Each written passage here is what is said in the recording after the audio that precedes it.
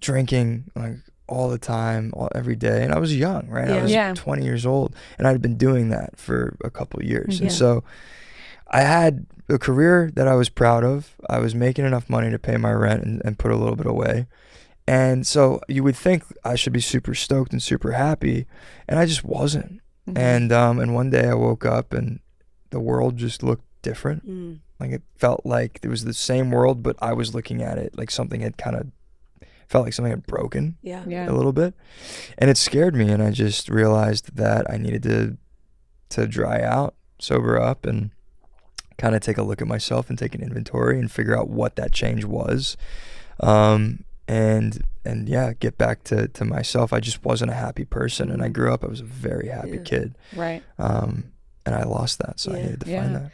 Well, I mean, that's incredible. It's impressive to be able to recognize that for sure at a young age. For sure. And I think a lot of people can relate to everything you're saying too. Like just feeling like you have everything in the world, but not feeling that happiness. So any steps that anybody can do to like make that change for themselves is just an incredible thing. So good for you. Thank you. Seriously, it is impressive because and it's hard to cut everything to do it. Right. It takes a lot of discipline. Because sometimes you can end up in that spot where you like start feeling bad for yourself instead of like making the change. Right? You're like, another day where I don't feel, you know. You can't do it. You can't do it. Like you got to want to. You got to be in a place where you truly got to decide. That's why, you know, sobriety and addiction, they're such tough things. Unless the person of interest wants it for themselves, it's very hard to make someone do that. Yep. And I think what led me to it was I was lucky enough to ask the question,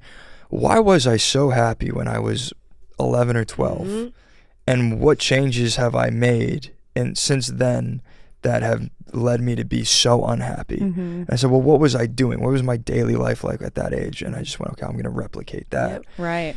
And it helped. It helped substantially. Yeah, totally. That's amazing. That's great. I mean, and now such a rapid like name recognition rise. You know, you get to all the boys. It's like all of a sudden you're teen heartthrob. Every girl loves you. Every girl's obsessed over you. How did that affect like your real life? I think, how did it affect my real life? Excuse me. Make sure you keep that in. I mean, it really just changed. I mean, the first time I realized that it was going to affect anything was I had just gotten to New York. We were doing the press tour for it. I got to my hotel and there was a small army of people outside, and I go upstairs. I like take photos and sign things. I'm like, oh, this is crazy. Nice to meet you guys. I can't, like, this is weird. I go up to my hotel room and I roll a cigarette, and I go, I'm gonna go outside and smoke this. And I went, I can't go outside. So can I? Like, if I'm playing a kid in high school, I probably shouldn't do that. I had a panic attack. So I freaked out. You're like, I stuffed the towel under the door and I smoked out the window. Immediate freak out. Smoked out there. And I just kind of got my bearings and went, no, I think this is okay. I think you'll be fine. And I just went to the service and entrance, and I said, hey. I went to like some of the people in the kitchen. I was like, can I smoke somewhere? And they were like, yeah, just go out there. So it's fine. Right. It just changes little things like that.